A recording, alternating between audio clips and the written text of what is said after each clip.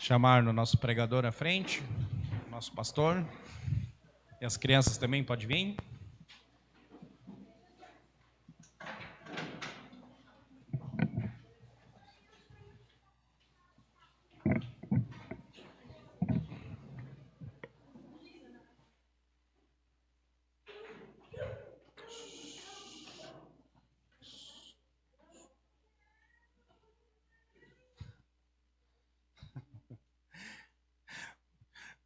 Oremos. Querido Deus e Pai, esteja preparando os nossos corações para receber a exortação da sua palavra, trazida pelo pastor, que o Senhor possa estar ajudando a ele a lembrar tudo conforme ao teu lado vem estudado. O Senhor também prepare os corações dos pequeninos, que possa também receber a exortação na sua palavra, trazida pelos seus professores, que possa estar fortificando cada vez mais os seus corações e que possamos sair daqui transformados pelo poder da tua palavra, ó Pai. Tudo isso eu lhe peço, lhe agradeço, em nome do seu amado Filho Jesus Cristo. Amém.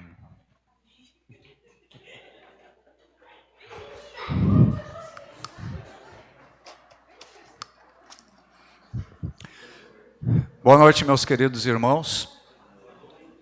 Já estamos em março, já passamos pela nossa Assembleia Geral Ordinária, temos bastante desafios diante de nós para este ano de 2026.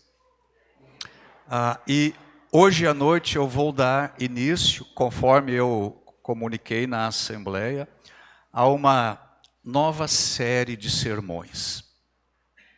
E nós vamos começar a estudar hoje um grupo de salmos que é conhecido como salmos penitenciais. E eles são salmos que expressam tristeza, expressam arrependimento pelo pecado. Nós temos 7 salmos nesta categoria. São eles. E cada vez que eu pregar aqui a respeito deles, eu vou mencioná-los, até que nós saibamos eles todos de cor. Não todo o conteúdo do salmo, né? Mas saber quais são esses salmos. São 7. Salmo 6, Salmo 32, Salmo 38, Salmo 51, Salmo 102, 130 e 143. Talvez eu até vou fazer uma nota aí no grupo da igreja, para vocês irem memorizando a numeração desses salmos. São 7 salmos. Eles são conhecidos exatamente com este nome, salmos penitenciais. E destes 7 salmos, 5 deles são de Davi. O Salmo 6, 32, 38, 51 e o Salmo 142. E 2 destes salmos, o Salmo 102 e 130, nós não temos indicação da sua autoria. Estes salmos e alguns outros salmos que nós encontramos aí no Saltério, aí no livro de Salmos, eles mostram para o crente a expressão máxima do caráter perdoador de Deus no Antigo Testamento e mostram também como nós podemos receber o perdão de Deus. Em particular, esses salmos, eles indicam para nós como nós podemos nos aproximar de Deus em arrependimento, para que nós possamos receber o seu perdão. E o que nós encontramos nesses salmos, invariavelmente, é a oração de alguém que está profundamente perturbado, abalado, alarmado por causa do seu pecado. Então, no início destes salmos, também invariavelmente há choro, há lamento, há muita tristeza. Mas no fim nós temos aí o surgimento de uma fé desafiadora. E o fim desses salmos indica para a gente que as orações, as lágrimas, as tristezas do salmista não foram em vão. Então esses salmos, eles são uma grande fonte de encorajamento para todo filho de Deus, para o crente, porque o filho de Deus é o quê? Ele é um pecador que foi perdoado. Agora nós sabemos que o pecado, ele nos destrói. O pecado tira de nós o ânimo, tira a alegria, tira a paz, mas nós encontramos aqui nessas palavras dos salmistas, ânimo para orar. Esses salmos penitenciais nos levam a nos prostrar diante do nosso Deus. E o nosso Deus, Ele é rico em perdoar. Ele pode derramar sobre nós a sua graça salvadora, perdoadora, transformadora e santificadora. Aqui na igreja, nós estamos lidando com um processo disciplinar. E dentro de um processo desta natureza, dentro de um processo eclesiástico disciplinar, fala-se muito sobre o perdão que Deus nos concede em Cristo Jesus. Um perdão que se torna a base para perdoarmos uns aos outros. Este perdão de Deus é concedido a quem? Ao pecador arrependido.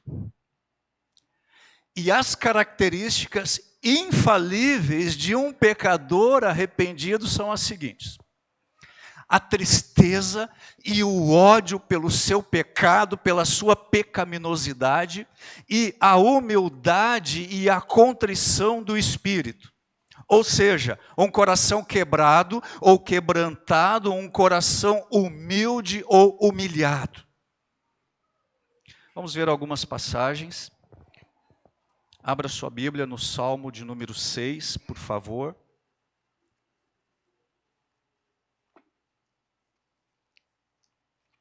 Salmo de número 6, versículos 3, 6 e 7. Versículo 3. Meu coração está muito angustiado. Senhor, quando virás me restaurar? Versículo 6. Estou exausto de tanto gemer.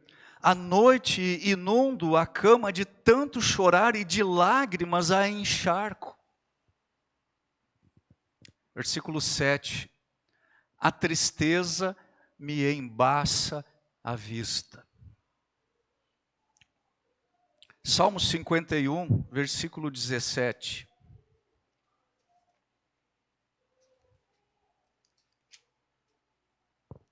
(51, 17). O sacrifício que desejas é o quê? Um espírito quebrantado. Não rejeitarás um coração humilde e arrependido. Lá no livro de Isaías, capítulo 57. Isaías 57, versículo 15.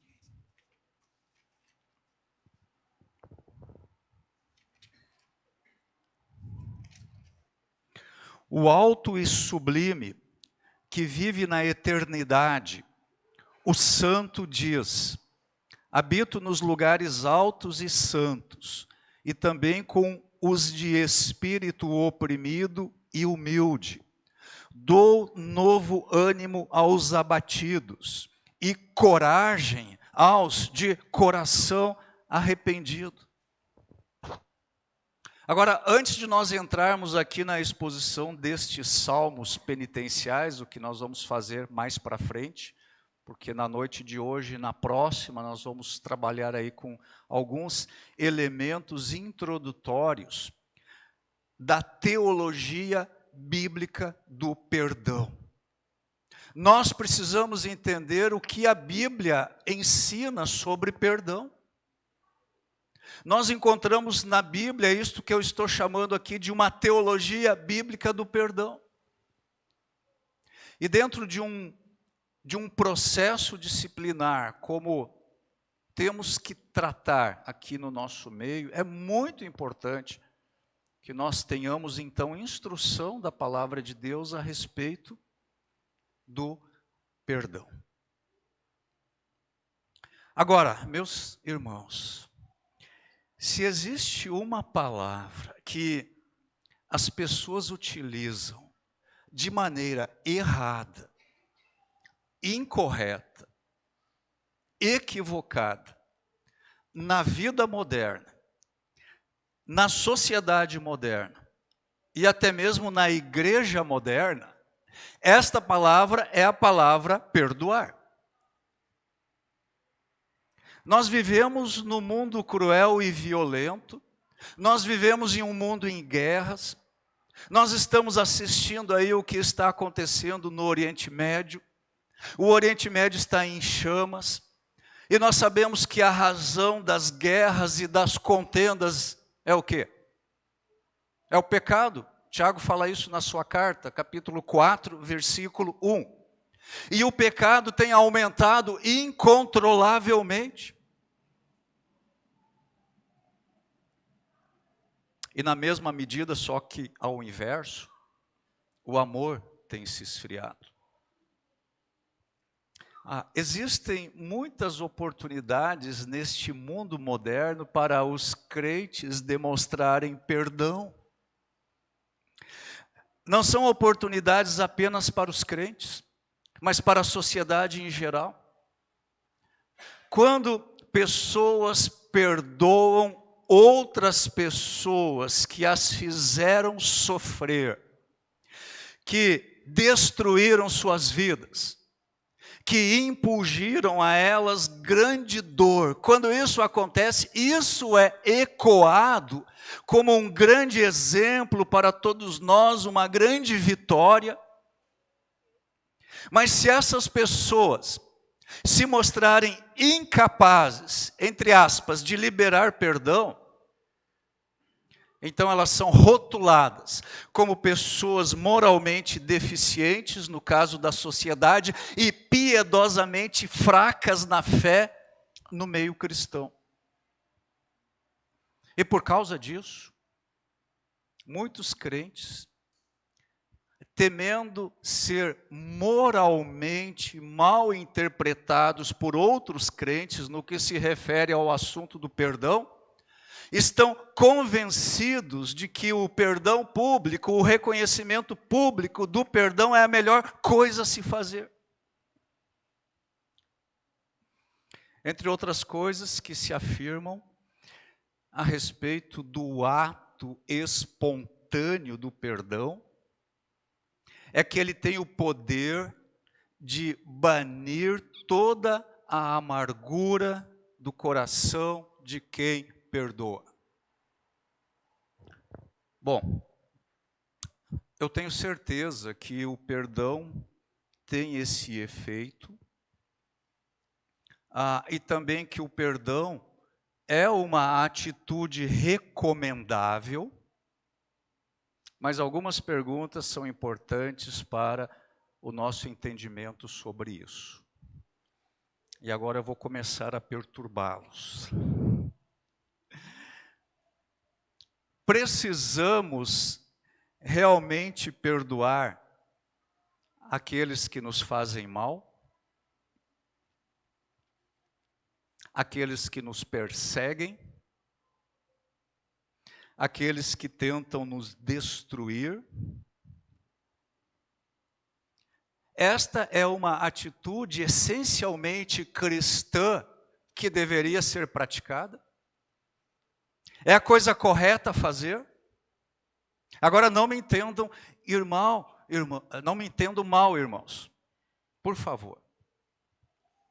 Eu sinto admiração por aqueles que praticam perdão quando eles são vítimas de algozes, de homens maus, de assassinos, de pessoas violentas e cruéis.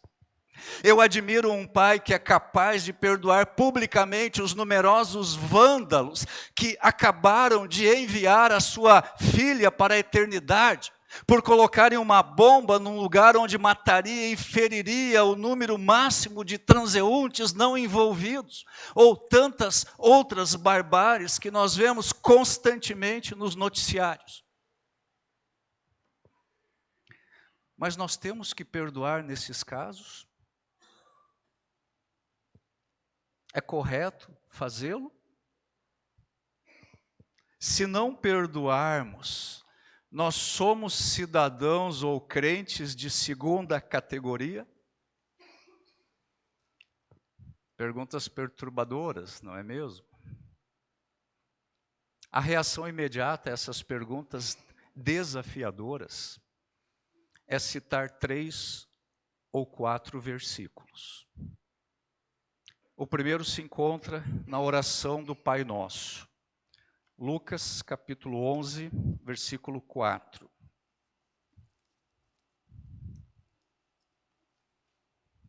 Lucas 11, 4.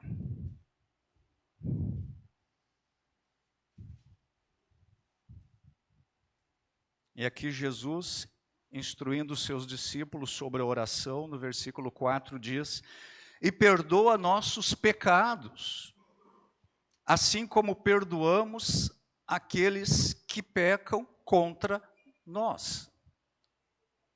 O segundo versículo, normalmente citado, é Marcos, capítulo 11, versículo 25.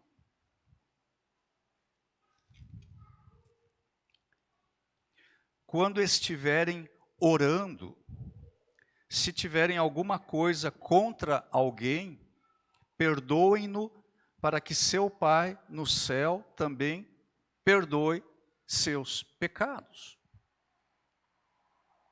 O terceiro versículo citado, muito frequentemente,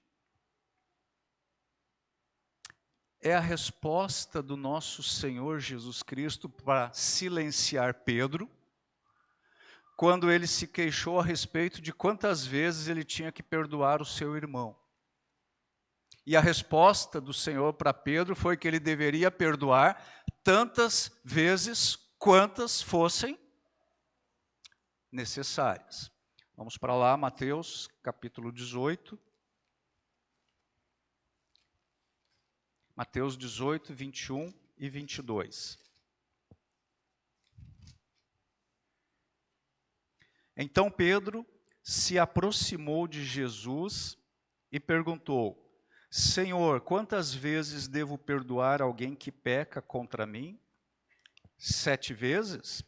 Respondeu Jesus: não 7 vezes, mas 70 vezes 7. E o quarto versículo apresenta para a gente as palavras do Senhor Jesus Cristo lá na cruz do Calvário. Lucas capítulo 23, versículo 34.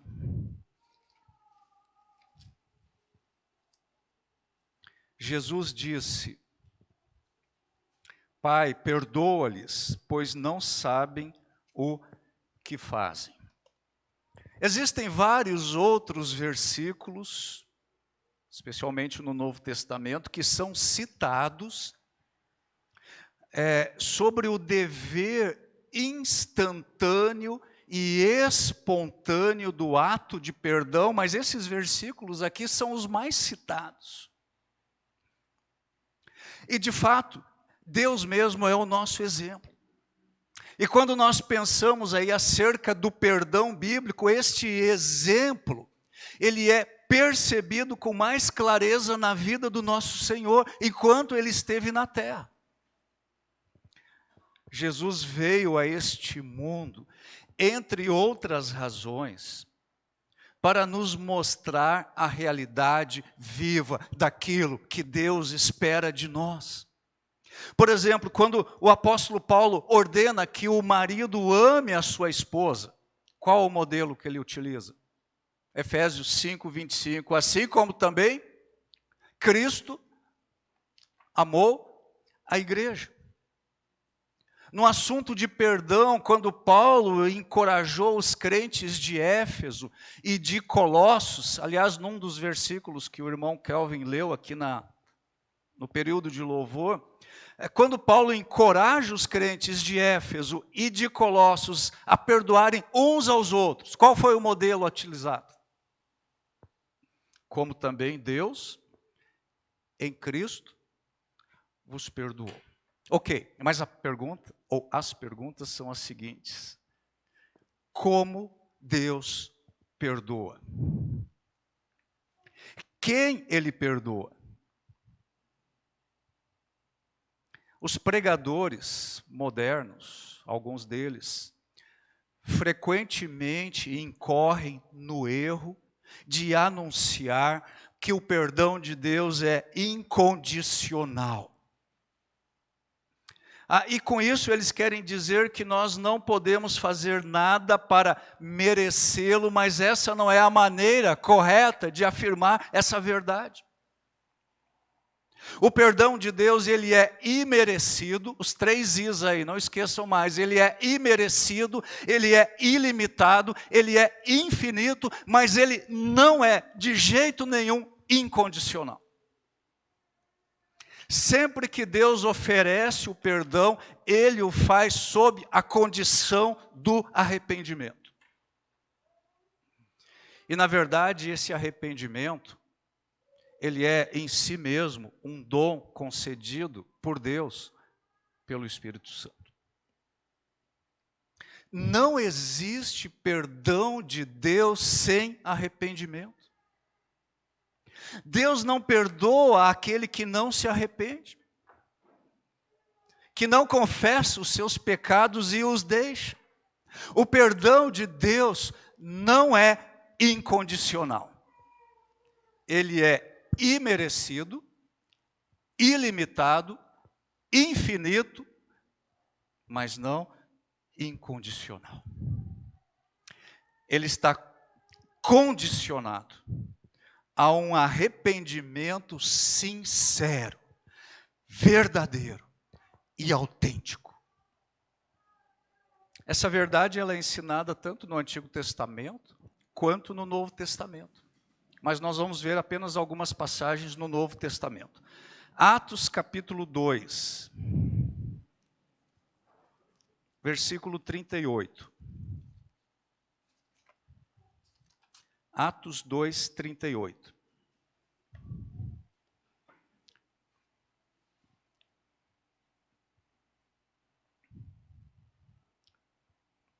Pedro respondeu: vocês devem se arrepender para o perdão de seus pecados. Atos 3, 19. Agora, arrependam-se e voltem-se para Deus, para que seus pecados sejam apagados. Paulo ele pregou essa mesma mensagem aqui nas cidades de Damasco e Jerusalém, lá em Atos capítulo 26, versículo 20. Ele diz: anunciei a mensagem primeiro em Damasco, depois em Jerusalém e em toda a Judéia e também aos gentios, dizendo o quê? Que todos devem arrepender-se, voltar-se para Deus e mostrar por meio de suas boas obras que mudaram de rumo. E o apóstolo João ensina lá na sua primeira carta, um texto muito conhecido, certamente de todos nós, lá em 1 João 1,9, está escrito lá: mas se confessarmos os nossos pecados, o que pressupõe arrependimento, mas se confessarmos os nossos pecados, o quê? Ele é fiel e justo para perdoar os nossos pecados e nos purificar de toda injustiça. Então, esses textos aí, tem outros, indicam para nós, irmãos, que Deus nunca oferece perdão para aqueles que não se arrependem, que não confessam e que não deixam o seu pecado. Deus jamais oferece um perdão incondicional. Agora, se Deus não faz isso, e Ele deve ser o nosso exemplo em tudo, porque nós deveríamos praticar o perdão de forma incondicional, instantânea e espontânea. Perdoar, sem que o perdão seja suplicado, ou quando o arrependimento não está claramente evidenciado ou demonstrado, isso é uma atitude bíblica? Necessária? Ou mesmo cristã? Algumas pesquisas nos Estados Unidos indicaram o seguinte: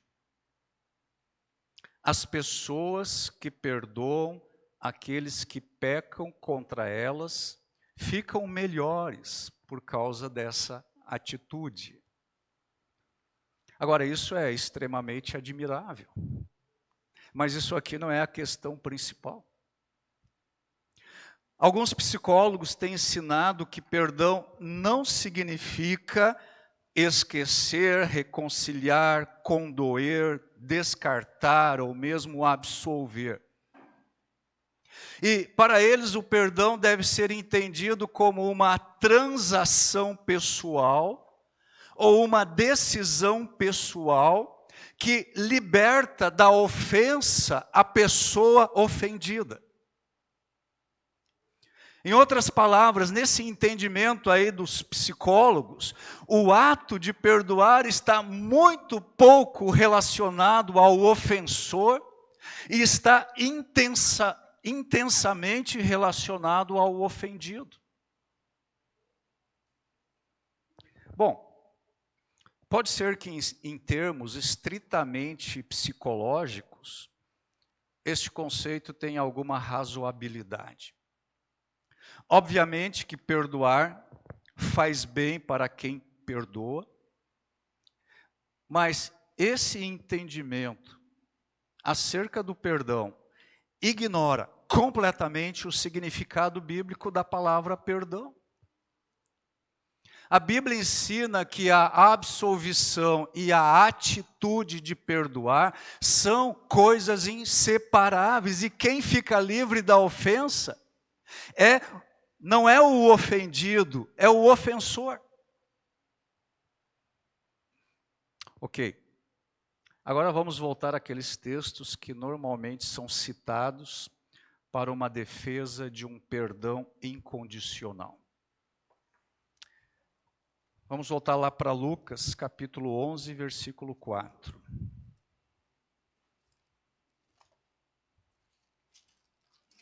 Lucas 11, 4.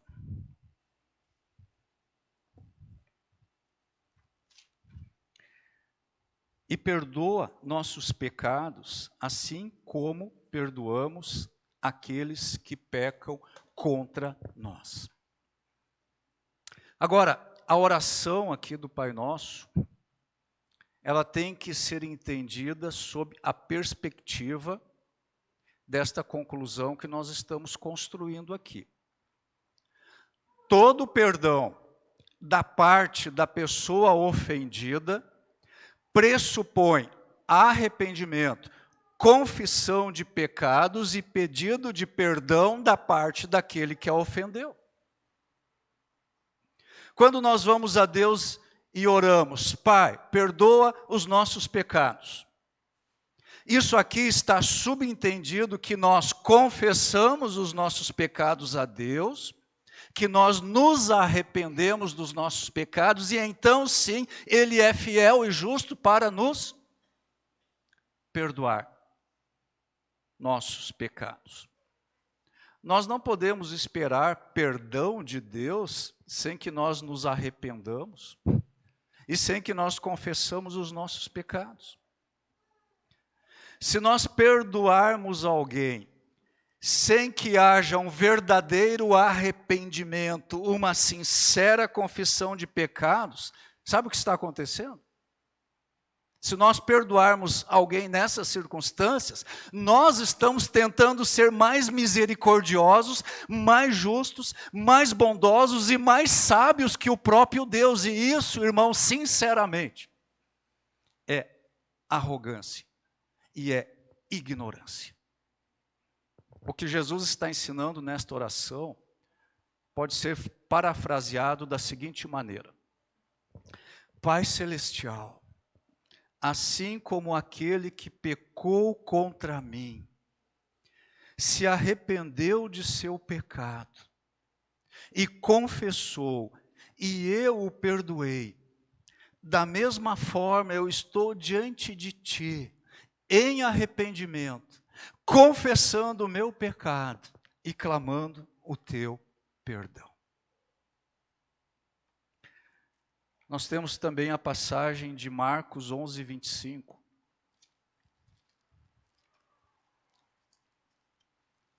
Marcos 11, 25.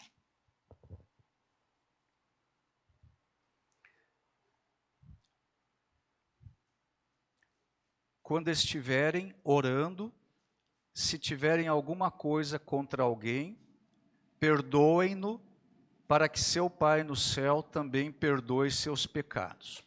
Ok, de novo nós já sabemos em que base Deus perdoa os pecados. Para haver perdão de Deus, precisa haver arrependimento, precisa haver confissão, precisa haver um deixar o pecado, e isso tudo deve ser sincero, deve ser verdadeiro. E Deus olha o coração. Então, se eu estou orando, e eu lembro que eu tenho alguma coisa contra alguém, diz o Senhor Jesus Cristo que eu devo perdoar. Agora, o que significa isso se o contexto aqui dessa passagem é sobre fé? Ora, se eu devo perdoar alguém, é porque alguém me fez algo. Não fui eu que fiz algo para alguém ou contra alguém. Quando Jesus diz perdoem-no, então, em coerência com o seu ensino, de acordo com o seu ensino, ele está dizendo o seguinte: tenham no seu coração uma atitude perdoadora. Estejam dispostos a perdoar. Agora, o crente, ele deve ter continuamente uma atitude perdoadora no seu coração. Ele deve ter um coração perdoador. Ele deve ter disposição para perdoar, é o que os conselheiros bíblicos chamam de perdão de disposição. Sempre que alguém se arrepende de seu pecado e suplica perdão, nós devemos estar prontos para perdoar. E nós só vamos estar prontos para perdoar se nós tivermos uma atitude perdoadora no nosso coração. É assim que Deus nos trata. No contexto aqui da passagem, a oração bem-sucedida, ela exige que haja uma atitude perdoadora em nosso coração e ela exige que haja fé. O apóstolo Paulo parece repetir esse mesmo ensino. Colossenses 3:13.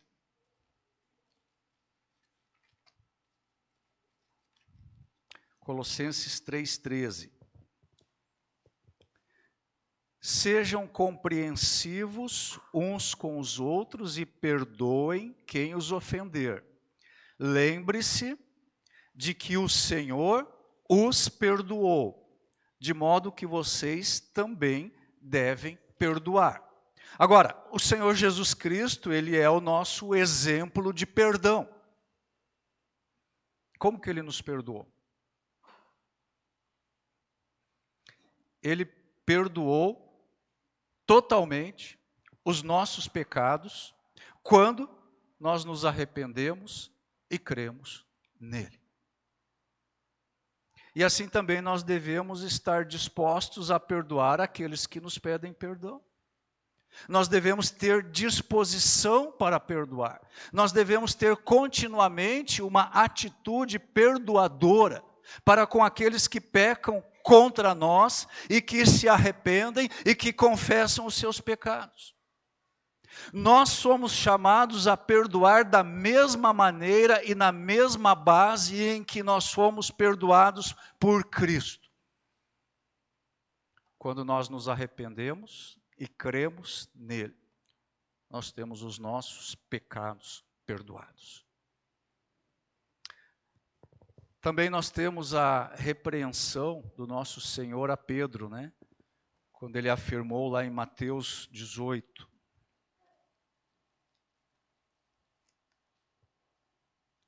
Mateus 18, versículos 21 e 22. Então Pedro se aproximou de Jesus e perguntou: Senhor, quantas vezes devo perdoar alguém que peca contra mim? 7 vezes? Jesus respondeu: não 7 vezes, mas 70 vezes 7. Agora,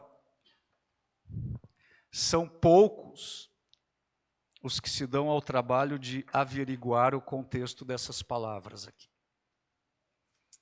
Nos versículos anteriores, o Senhor falou a respeito de como tratar um irmão que peca contra nós.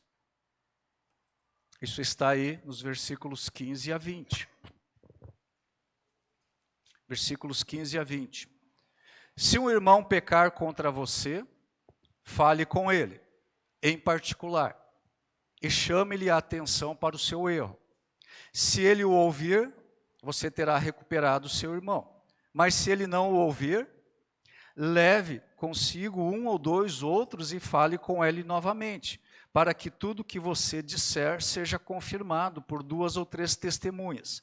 Se ainda assim ele se recusar a ouvir, apresente o caso à igreja.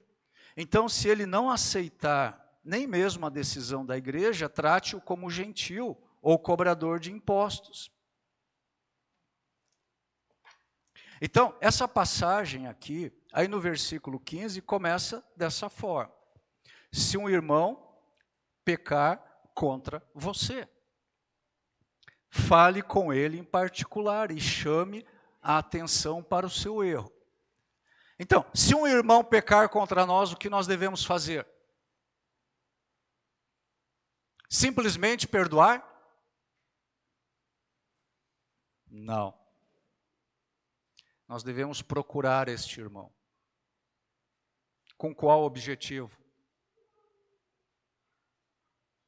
Chamar-lhe a atenção para o seu erro. Em outras palavras, levá-lo ao arrependimento. Levá-lo à confissão de seu pecado. E notem que aqui Jesus não diz: se um irmão pecar contra você, perdoe-o. Ele diz: vá confrontar este irmão. Chame a atenção para o seu erro. Qual é o objetivo desta ação? Recuperar o nosso irmão, ganhá-lo, restaurá-lo. E como é que isso acontece com um irmão que está em pecado? Ele precisa se arrepender e ele precisa confessar o seu pecado. Agora, se isso não funcionar, o que nós fazemos? Nós vamos atrás dele com algumas testemunhas. Qual é o objetivo? Sempre é de levar o irmão ofensor ao arrependimento e à confissão do seu pecado. E se isso não funcionar, o que nós fazemos? Nós vamos levá-lo perante a igreja. E se isso não funcionar, o que nós fazemos? Nós vamos tratá-lo como um incrédulo. O que significa isso? Nós vamos evangelizá-lo. Ele precisa encontrar graça salvadora na sua vida. Agora, reparem que é nesse contexto aqui que surge a pergunta de Pedro. Então Pedro se aproximou de Jesus e perguntou: Senhor, quantas vezes devo perdoar alguém que peca contra mim? 7 vezes? Jesus respondeu: não 7 vezes, mas 70 vezes 7. Agora, essa expressão aí, 70 vezes 7, isso aí significa vezes sem conta, significa repetidas vezes. Sempre que um irmão for confrontado no seu pecado, e ele se arrepender, e ele confessar o seu pecado, e ele deixar o seu pecado, ele deve ser perdoado. Agora, no judaísmo aí dos tempos de Jesus Cristo, 3 vezes era suficiente para demonstrar um espírito perdoador. E os mestres judeus ensinavam dessa forma, os rabis, e esse ensino desses mestres da lei estava baseado em passagens que nós encontramos lá no livro de Jó e lá no livro de Amós, e nessas passagens tem a expressão 2 ou 3 vezes. Mas o significado desta passagem lá no contexto em que elas acontecem é repetidas vezes. Inclusive a NVT, na sua tradução, traduziu essas passagens dessa forma, não 2 ou 3 vezes, mas repetidas vezes, porque isso é o significado. Alguns têm proposto que a melhor tradução para essa expressão aqui, de Mateus 18, essa expressão 70 vezes 7, que dá quanto? 490. Alguns têm proposto que a melhor tradução não é 70 vezes 7, mas sim 77 vezes. De qualquer forma, seja 77 vezes, seja 490 vezes, a ideia do Senhor não é que o perdão deva ser retido na 78ª ofensa, ou na 491ª ofensa. Os números 77 ou 490, eles são múltiplos de 7, que é o número judaico de completude. Agora, essa passagem aqui de Mateus 18, ela encontra a sua passagem paralela lá em Lucas 17, versículos 3 e 4.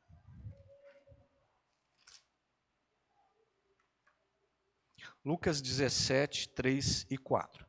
É a passagem paralela desta passagem que nós lemos aí em Mateus. Lucas 17, 3 e 4. Portanto, tenham cuidado. Se um irmão pecar, repreenda-o, e se ele se arrepender, o quê? Perdoe. Mesmo que ele peque contra você 7 vezes por dia, e cada vez ele se arrependa e peça perdão, então, perdoe. Irmãos, fica muito claro que Jesus está ensinando que o perdão, ele requer arrependimento.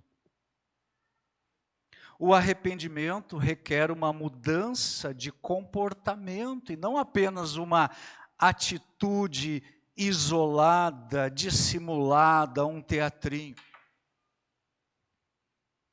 Agora, o cristão, ele não deve alimentar mágoa, ele não deve planejar retaliação, ele não deve continuar ressentido, ele não deve reagir com desprezo, mesmo quando não haja arrependimento. Mas acontece que se uma das partes não se arrepender verdadeiramente, não pode haver reconciliação plena. Finalmente, nós temos aquela passagem de Jesus lá na cruz. Lucas 23, 34.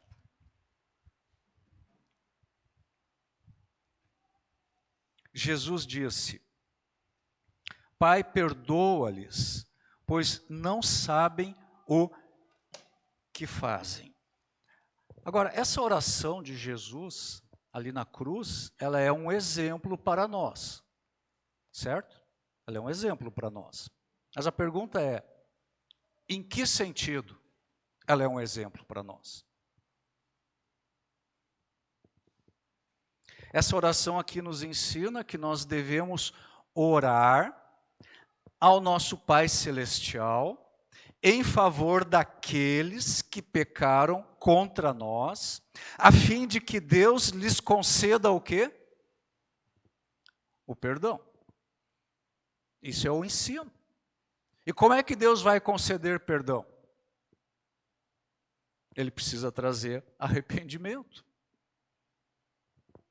Deus precisará trazer os pecadores ao arrependimento. E então ele vai perdoar. Então, para concluir aqui, agora mais algumas perguntas desafiadoras. Agora prestem atenção nessas primeiras perguntas aqui. Nós temos que ter um coração disposto a perdoar? Devemos ter uma atitude perdoadora em nossos corações para com aqueles que pecam contra nós? Para com os nossos inimigos? Atitude perdoadora no coração, coração disposto para perdoar. Temos que ter?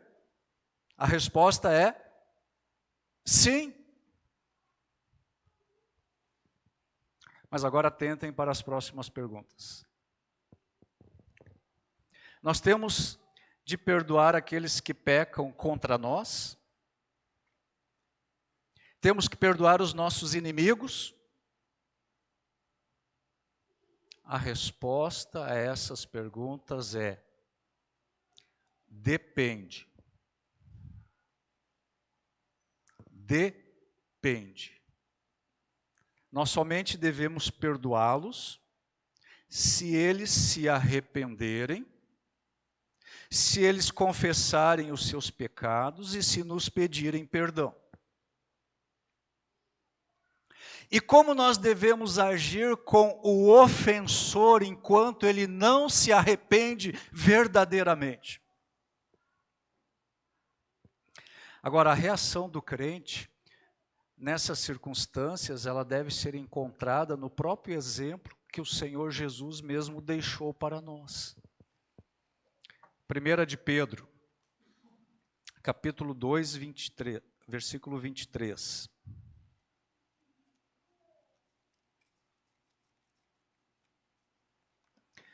Primeira de Pedro, capítulo 2, versículo 23. Nós vamos ler o 22 também. 1 de Pedro 2, 22 e 23. No versículo anterior, Pedro termina dizendo: ele é o seu exemplo, sigam seus passos. Versículo 22. Ele nunca pecou, nem enganou ninguém. Versículo 23. Não revidou quando foi insultado, nem ameaçou se vingar quando sofreu, mas deixou seu caso nas mãos de Deus, que sempre julga com justiça. Agora, essa atitude de Cristo aqui não foi uma atitude de resignação. Não foi uma submissão cega às circunstâncias. Isso aqui não foi uma passividade contrariada. Isso aqui foi uma aceitação calma, mansa, tranquila, e isso significa um descansar no Senhor. E esse descansar no Senhor, essa paz no coração, por se entregar àquele que julga retamente, isso leva o ofendido a uma outra atitude essencial. O ofendido leva ele a uma atitude de compaixão. Compaixão é o resultado de uma submissão humilde ao plano de um Deus que é todo-poderoso, todo amoroso, todo sábio e que demonstra pleno cuidado por nós. E isso sempre traz consigo a compaixão, o desejo de manifestar misericórdia e procurar o bem-estar daqueles que nos tratam de maneira perversa. A compaixão, ela equivale a olharmos ou contemplarmos o ofensor, não tendo em vista a nossa própria felicidade, e sim a dele. A compaixão nunca pode fazer com que nós nos sintamos superiores. Porque a palavra compaixão significa colocar-se ao lado. A compaixão muitas vezes é acompanhada de tristeza. Muitas vezes é acompanhada por lágrimas. Para o crente, essa atitude de compaixão, ela sempre o leva a orar a Deus por aquele que o ofendeu, porque ela sabe que Deus pode trazer ao coração dele o quê? Arrependimento. Para então ele ser perdoado. O Senhor Jesus, ele foi impulsionado por compaixão. Quando ele orou lá no Calvário, Pai, perdoa-lhes, porque não sabem o que fazem. Não é que o Senhor estava orando ao seu Pai Celestial, Pai, perdoa os pecados deles, independente do arrependimento que eles possam ter nos seus corações. O nosso Senhor Jesus Cristo, ele nunca instruiu os discípulos a perdoarem aqueles que os perseguiam. Mas o Senhor Jesus Cristo ensinou os seus discípulos a amar os seus inimigos e a orar por eles. E isso aqui é o ponto crucial. Mateus 5:44.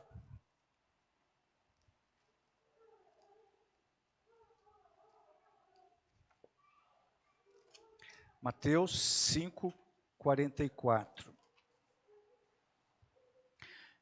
Eu, porém, lhes digo, amem os seus inimigos e orem por quem os persegue. O perdão de Deus, assim como a sua graça, ele é imerecido, ele é infinito, ele é ilimitado, porém esse perdão nunca é incondicional. E o nosso perdão também nunca deveria ser incondicional. Somente a compaixão é incondicional. Novamente nessas palavras aí de 1 Pedro 2:23, então o nosso Senhor não revidou quando ele foi insultado, ele não ameaçou se vingar quando ele sofreu, mas ele deixou o seu caso nas mãos de Deus, que sempre julga com justiça. Então, Jesus, ele se entregou àquele que julga retamente. E isso significa que ele passou o seu caso aos cuidados de uma outra pessoa. Ele passou a sua situação para as mãos do Pai Celestial.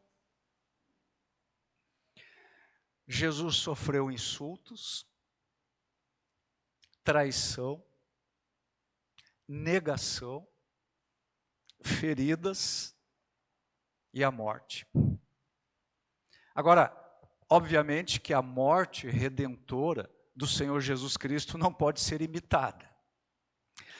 Mas o seu exemplo de confiança, quando ele foi insultado, ofendido, quando homens cruéis arrebataram-lhe a vida, o seu exemplo, então, de confiança em Deus, no lugar de vingança, no lugar de retaliação ao insulto ou desprezo, esse é o modelo que Pedro deseja que os seus leitores sigam quando eles sofrerem injustamente.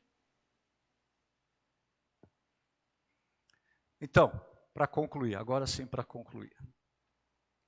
O que fazer quando o ofensor, o transgressor ou o agressor não se arrepende de seus pecados, não confessa e nem busca o perdão? Perdoá-lo? Não.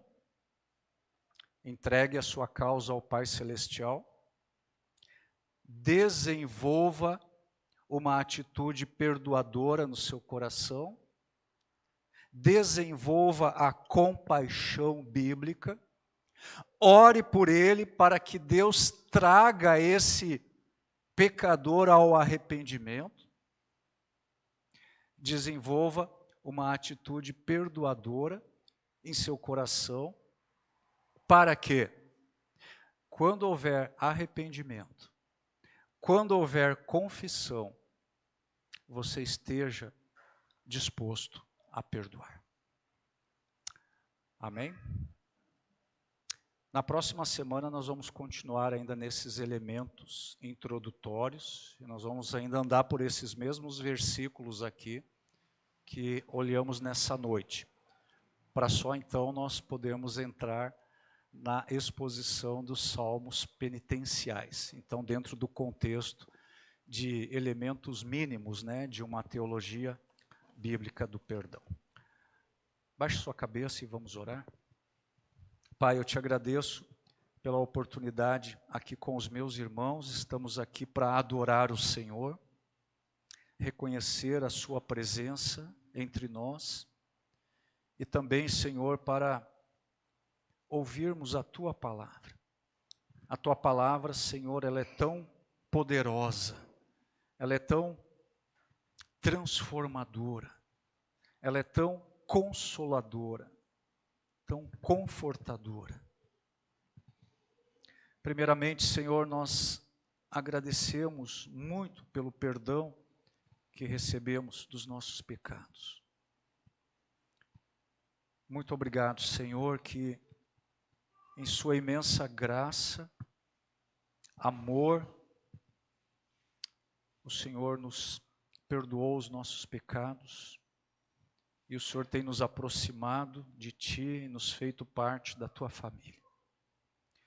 E assim eu peço, Senhor, que também na nossa vivência, na nossa caminhada, no nosso trânsito por este mundo, em direção à nossa pátria celestial, que nós estejamos também desenvolvendo esta mesma atitude no nosso coração, um coração perdoador.